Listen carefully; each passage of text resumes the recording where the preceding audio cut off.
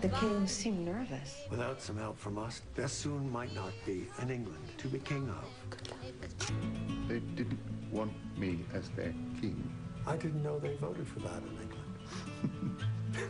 If there's a war, America could be persuaded to help. This settles the fate for all coming time. Not only of the millions now in bondage, but of unborn millions to come.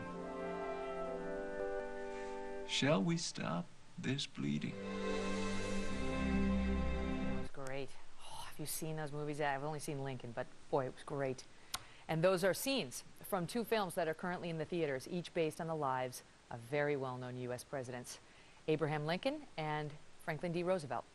Movies that could offer some leadership lessons to our current crop of leaders, according to many of the political pundits. Joining me now is Doug Wead. He's a presidential historian and has advised at least 2 presidents. Doug, thanks for being here.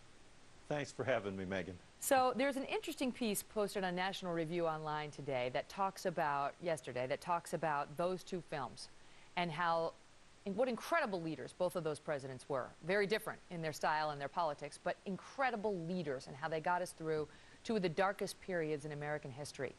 And the author posits that we have no such leader in the White House now, and we haven't in recent history, and we're unlikely to in any decade coming. Do you agree with that? You know, he makes a very good point, and that is an argument. It's a seductive argument. We had a period of pygmy presidents during the slavery issue. Pierce, Fillmore, Buchanan, they kept kicking the can down the road. They wouldn't deal with slavery. And today we've had a series of presidents, one after the other, who ignores, we talked about the fiscal cliff, they ignore the bankruptcy of Social Security and Medicare, and they just hope they aren't caught when the whole thing collapses, and they will not resolve it. Winston Churchill said, to be great, you have to assume responsibility. And we have presidents today, they're not like Lincoln or FDR, assuming responsibility, thinking strategically. They're blaming the Congress or the Senate or the House or the previous president. So there's a very good argument that says Americans are yearning for greatness, and Hollywood is expressing that yearning with these films. Is it possible to have a leader like Abraham Lincoln again in the White House? Yes, on abolishing slavery, unless at the same time we can tell them. Just listening to some of the clips from the weekend, but from the movie. But Doug, what do you think? Is it possible that we could get a man like Abraham Lincoln, or a woman, in the White House leading us again? Yes, I think it is possible. It's going to be hard. I've worked in the White House, as you know, and there is no such thing really as long-range planning. It's short-range planning. It's like the planning you do at Fox News. They decide the night before what they're going to go with in the morning.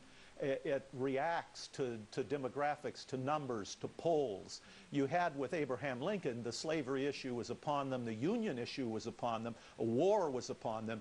He had to make strategic decisions about the future of the country and the Constitution.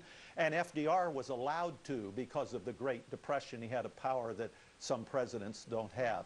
But it's reflecting a little bit of the weakness we have, not only of the people who become president, the process that produces the presidents. Well, that's the thing, is are we weeding out the most desirable leaders by the process that we put them through now? I mean, you know, you think about what sane person, with all due respect to our leaders and those who run for the White House, what truly sane person would want the job, would want to put themselves and their family through what Barack Obama and Mitt Romney went through this last time with the press and the way we are, and on their every move and every bad thing they've ever done, you know, even when they're teenagers, winds up on the front page of the Washington Post, at least in Mitt Romney's case. You know, has the process gotten so ugly that we're losing our best and brightest? That may be part of it, but part of it too is like everything else. The process has become so formalized. I once sat down with a president running for office and said, hey, go with the cure for cancer, like Kennedy went with landing man on a moon. Make it, that's an issue that affects Republicans and Democrats. It's a great issue. To be great We have to do great things, and there will be a cure for cancer in your lifetime. You could be the president that knocked the heads and brought the agencies together. He said, no, it won't work. Won't work with the electorate, because there are these little formulas that do work, and they're little issues because people think in little terms. And so there is a yearning right now for greatness. You see it. Yeah, to help us not think like that. I want to ask you one other question, Doug. To what extent do we idealize these leaders because they were the right men for the right times? I mean, you know, Lincoln was president during the most tumultuous time in this country's history, and FDR during the Great Depression. I mean, do those great crises produce great leaders? Would we need one of those to produce a great leader now?